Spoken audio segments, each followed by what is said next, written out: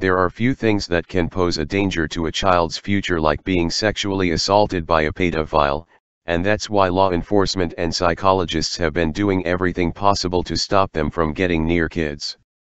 The biggest problem is that scientists have discovered that pedophilia may actually be a mental anomaly that comes with a brain malformation, which means that it's not a choice for them to be attracted to children. One company came up with a solution that could keep them from offending, but it may not be exactly what most people would have planned. Should these sex dolls be banned? Tell us your thoughts in the comments below. Note, not all dolls posted here are associated with this industry. Pedophilia is considered to be the most taboo issue in the world. For obvious reasons, those who are known pedophiles live with a huge stigma attached to them. Many of them struggle with pedophilic impulses but don't act on them, and they have been the subject of much media attention, scientific attention, and psychiatric attention as well. There is no known cure for having pedophilia. Reprogramming therapy has never been successful. But, treatments like cognitive behavioral therapy and chemical castration have been used with varying degrees of success. But, a study from the Mayo Clinic concluded that it doesn't change the pedophile's sexual orientation. To make matters worse, among those who have actually molested kids, the chances of them doing it again can be high. Recidivism rates of known pedophiles can range from 10% to 50% depending on the kind of offense. Moreover, there's little evidence to say that the real rates of reoffense aren't higher. Shin Takagi, a known pedophile, has known this for years. So, he came up with a new way to potentially curb child molestation throughout the world. He founded a company by the name of trustworthy, and what they do is considered to be extremely controversial, to say the least. In fact, there's even a controversy over whether or not the dolls would help pedophiles avoid their urges. Trustworthy is a company that makes lifelike sex dolls modeled after children as young as 5. As of right now, the anatomically correct child sex dolls are primarily female, and have been shipped to clients around the world. The idea behind it, according to Takagi, is that it will give pedophiles a way to express their desires, legally and ethically. So far, there's not very much evidence that the dolls work at their intended goal of preventing child molestation by pedophiles. Peter Fagan from the Johns Hopkins School of Medicine is skeptical of any research ever being conducted on the subject at all. Fagan did note that by looking at cognitive behavioral theory, the products may actually have a reinforcing effect on pedophiles. In other words, Fagan believes that it may actually increase the chances of pedophiles acting their fantasies out.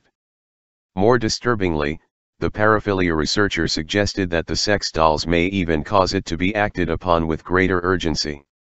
However, his research is on people who are currently offenders, and that means that there's no information available for non-offenders. Meanwhile, Michael Cito from the University of Toronto suggested that there may be two different populations of pedophiles. He argued that, for some pedophiles, access to artificial illicit videos or to child sex dolls could be a safer outlet for their sexual urges, reducing the likelihood that they would seek out actual videos of children or sex with real children. Meanwhile, other pedophiles may not be able to contain themselves regardless of what artificial means they have. Klaus Beer, who works with a pedophile prevention network, worked on figuring out what makes some pedophiles offend while others don't. What they found was that pedophilia is a condition that deals with the brain's physiology. He noted that they found stronger connectivity in brain regions related to impulse control in pedophiles who have not offended compared with those who have. In other words, it could be a physical difference. Beer also wants to explain to people that being a pedophile does not necessarily mean that they are a danger to children. What it all boils down to is whether or not they actually hurt kids. And, it's clear that Cito and Beer both believe this to be the case. Takagi, however, is 100% convinced that his products help save children. He said that the letters that he receives are what proof of what they do. He said, "The letters say, thanks to your dolls, I can keep from committing a crime." I hear statements like that from doctors, prep school teachers, even celebrities.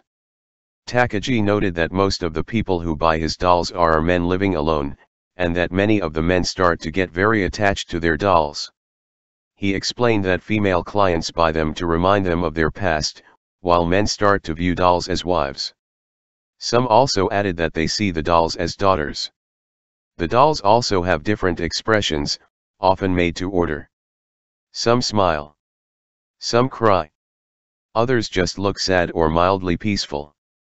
Every doll is a little bit different, and often is made to reflect the way that the pedophile wants their ideal sex partner to look like. The dolls themselves are often treated with a sort of reverence, particularly in Japan.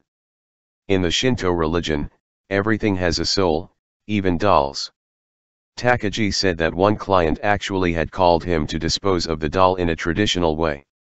He said, "It's like a ceremony for a dead person. Since dolls have a human form, they must be treated as such." Disturbing as it may be, Takagi suggests that these dolls might be what keeps some sex offenders from offending altogether. But, what if they do encourage some? Politicians have suggested banning them because of that risk, and as of 2013, they are banned in the United States.